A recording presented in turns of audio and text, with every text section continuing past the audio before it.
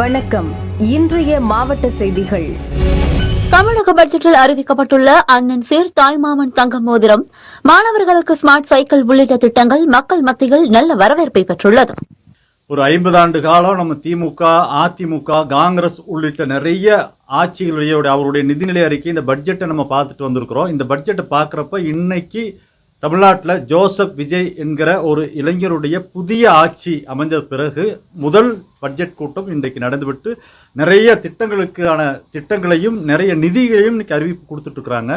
இந்த அறிவிப்பை நம்ம பார்க்குறப்ப இதில் ரொம்ப நமக்கு பிடிச்ச விஷயமா என்ன பார்க்குறோம்னா, இந்த மாணவ மாணவிகளுக்கு, அதாவது மேல்நிலை மாணவ மாணவிகளுக்கு வழங்கப்பட்டு வந்த சைக்கிள் வழங்குற திட்டம் இன்னைக்கு செயல்பாடு இல்லாமல் பெயரளவுக்கு தான் இந்த ஒரு 25-30 வருஷமா இருந்துச்சு. இன்றைக்கு இந்த நிதிநிலை அறிக்கையில் இந்த சைக்கிள் கொடுக்குற திட்டத்தை ஒவ்வொரு கிராமத்தில் இருக்கிற அந்த மாணவ மாணவிகள் பயன்படுத்துகிற மாதிரி இன்றைக்கு நவீனத்துக்கு ஏற்ற மாதிரி பேட்டரி, வாட்டர் பாட்டில் கிட்டத்தட்ட ஒரு 277 கோடி பட்ஜெட்டில் ஒரு 5.5 லட்சம் மாணவ மாணவிகள் நிஜமாக பயன்படுற அளவுக்கு கொடுத்துருக்காங்க. அதே மாதிரி இந்த மடிக்கணினி, இந்த மாதிரி திட்டங்கள், கல்விக்கான திட்டங்கள் மிக வரவேற்பான திட்டமாக நான் பார்க்குறேன். முதலமைச்சர் இன்னைக்கு பட்ஜெட் தாக்கல் பண்ணியிருக்கிறதுல அண்ணன் சீர் சொல்லியிருக்காரு. அது ரொம்ப சந்தோஷமா இருக்கு. இப்போ ஒரு பவுன் 1 லட்சத்துக்கு மேலே விற்குது. ஒரு கிராமே 13 ரூபாய்க்கு மேலே விற்கும்போது இப்போ ஒரு பவுனுங்கிறது எங்களை மாதிரி ஏழை மக்களுக்கெல்லாம் ரொம்ப உபயோகமாக இருக்கு. இதுக்கப்புறம் கல்யாணம் பண்ணி போகிற பெண்களுக்கு இந்த திட்டம் ரொம்ப உதவியாக இருக்கும். தேர்தல் வாக்குறுதிகள் மகளிருக்காக நிறைய செஞ்சுருந்தாரு, சொல்லியிருந்தாரு, அதை செய்யறேன்னு சொல்லியிருந்தாரு. அதில் ஃபஸ்ட்டாக சிங்கப்பெண் செஞ்சுட்டாரு.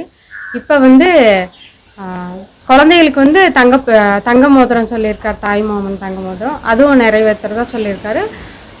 ஸ்கூல் குழந்தைகளுக்கு பேட்டரி சைக்கிள் கொடுத்துருக்காரு, அதுவும் உபயோகமாக இருக்குது. இதுக்கு முன்னாடி இருந்த திட்டத்துக்கு இதை நாங்கள் இப்போ இருக்கிற இவர் நிறைய செஞ்சுருக்காரு, அதை நாங்கள் வரவேற்கிறோம்.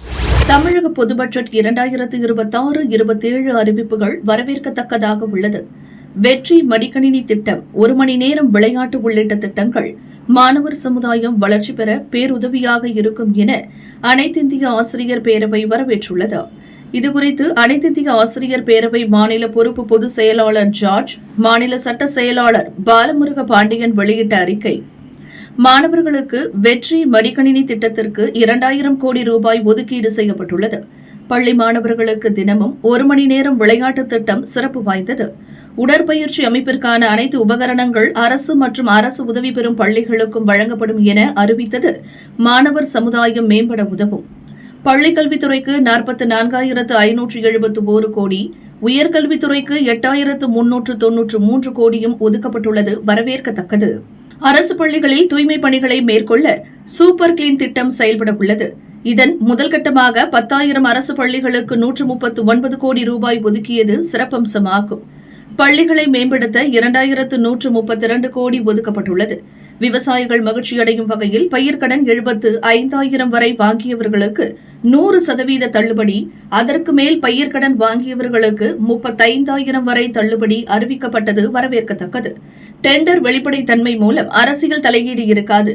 குறிப்பாக மகளிருக்கு திருமணத்தின் போது 1 பவுன் தங்க நாணயம் பட்டுப்புடவை திட்டம் சிறப்பம்சமாகும். இதை அண்ணன் சீர்வரிசை திட்டத்தில் வழங்கி 812 கோடி ரூபாய் ஒதுக்கியதற்கு அனைத்து தரப்பினரையும் மகிழ்ச்சியடைய செய்கிறது. அரசு ஊழியர்களுக்கு புதிய மருத்துவ காப்பீடு திட்டம் உருவாக்கப்பட்டுள்ளது. ஓய்வூதியர்களுக்கு காப்பீட்டுத் தொகை 5 லட்சத்திலிருந்து 7 லட்சம் ரூபாயாக உயர்த்தியிருப்பதை அனைத்திந்திய ஆசிரியர் பேரவை மகிழ்ச்சியுடன் வரவேற்று பாராட்டுகிறது. இவ்வாறு அறிக்கையில் குறிப்பிட்டுள்ளனர். புதுச்சேரி ஓசுடு தொகுதிக்கு உட்பட்ட தொண்டமாநத்தம் அரசு பள்ளியில் பயிலும் மாணவர்களுக்கு சீருடை மற்றும் ரெயின்கோட் வழங்கும் நிகழ்ச்சி நடைபெற்றது. சிறப்பு அழைப்பாளராக கலந்து கொண்ட தொகுதி காங்கிரஸ் எம்எல்ஏ கார்த்திகேயன் மாணவர்களுக்கு ரெயின்கோட் மற்றும் சீருடைகளை வழங்கி பேசினார். ஸ்கூலுக்கு போனா பல கஷ்டம் தெரியும், செப்பல் இல்லாம ஸ்கூலுக்கு போனா கஷ்டம் தெரியும், நிறைய கஷ்டம் அதெல்லாம் தெரியும். இப்போ எல்லாமே இந்த காலத்துல அது மாதிரி கிடையாது. ஷூ கேட்டா ஷூ வாங்கி தராங்க, செல்போன் வாங்கினா இப்போ செல்போனே வாங்கி தராங்க. எத்தனை பேர் செல்போன்ல வீட்டுக்கு போனா யூஸ் பண்ணுறீங்க? டக்குன்னு தூக்குங்க, தூக்க மாட்டீங்களா? ஏன்னா மேடம் இருக்காங்க, அதனால தூக்க முடியும். ஆனால் எல்லாருமே நீங்கள் உங்களை பார்த்தா செல்போன் யூஸ் பண்ணுற மாதிரி தான் இருக்குது. செல்போன் யூஸ் பண்ணுறத குறைங்க, கொஞ்ச நேரம் வச்சுங்க. ஆனால் அது தெரிஞ்சிக்காமல் இருக்காதிங்க, ஆனால் அதிகமாக யூஸ் பண்ணாதீங்க. செல்போன் அதிகமாக யூஸ் பண்ணிங்கன்னா படிப்பு நிச்சயமாக ஏறாது. ஆனால் நீங்கள் உங்களுக்கு தேவையானதை போய் சர்ச் பண்ணி பார்த்துங்க, அவ்வளோதான். எந்த நேரம் கேம் விளையாடுன்னு போனீங்கன்னா மைண்ட் பிறப் ஃபுல்லாக செல்ஃபோனில் தான் போவோம். தலை வந்து குடிஞ்சிடும், பூனை வந்துடும், உங்களுக்கு தலை வந்து மடிஞ்சிடும். அதனால் செல்ஃபோன் அதிகமாக யூஸ் பண்ணாதீங்க. நல்லா படிங்க, நல்ல வேலைக்கு போங்க, செல்ஃபோன் வாங்க, லேப்டாப் வாங்க, நல்லா பாருங்க, அது ஒன்றும் பிரச்சனை இல்லை. ஆனால் படிப்பில் கவனத்தை செலுத்துங்க. தஞ்சாவூர் அரண்மனையில் 600 ஆண்டுகள் பழமையான சரஸ்வதி மஹால் நூலகம் உள்ளது.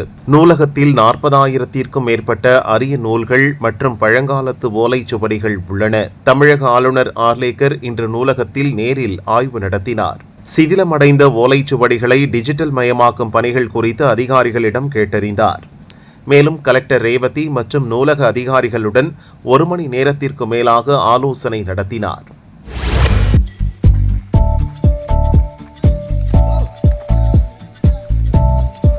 நீலகிரி மாவட்டத்தில் சுற்றுச்சூழலை பாதுகாக்க 21 வகையான பிளாஸ்டிக் பொருட்கள் பயன்படுத்த தடை விதிக்கப்பட்டுள்ளது.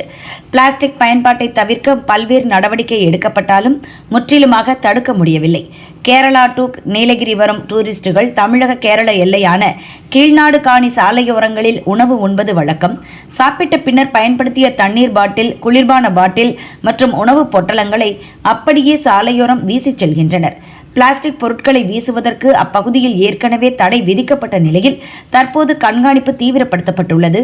தேவாலா வனச்சரகர் ஐயனார் தலைமையிலான குழுவினர் தன்னார்வலர்களுடன் இணைந்து இன்று அப்பகுதியில் கிடந்த பிளாஸ்டிக் குவியல்களை அகற்றினர். தடையை மீறி பிளாஸ்டிக் பொருட்களை வீசினால் கடும் நடவடிக்கை எடுக்கப்படும் என வனத்துறை அதிகாரிகள் வார்னிங் கொடுத்தனர்.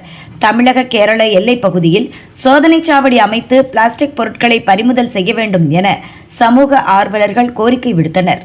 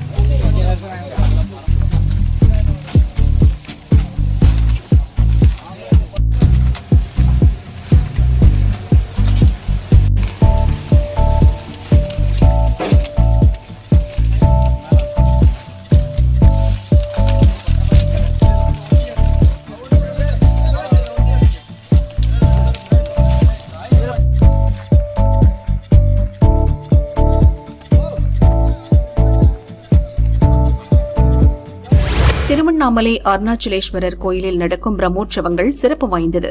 இக்கோயிலில் உத்தராயண புண்ணிய காலம், ஆனி திருமஞ்சனம் மற்றும் கார்த்திகை தீபம் ஆகிய 3 பிரம்மோற்சவங்கள் அருணாச்சலேஸ்வரர் சன்னதிக்கு எதிரே உள்ள தங்க கொடிமரத்தில் ஏற்றப்படும். ஆடிப்பூரம் பிரம்மோற்சவம் பராசக்தி அம்மன் சன்னதியில் உள்ள தங்க கொடிமரத்தில் ஏற்றப்படும். அந்த வகையில் இன்று ஆடிப்பூர பிரம்மோற்சவ கொடியேற்றம் வெகு விமரிசையாக நடைபெற்றது. இதையொட்டி விநாயகர், உற்சவர், பராசக்தி அம்மன், அம்மன் சன்னதி கொடிமரம் முன்பு எழுந்தருளினர்.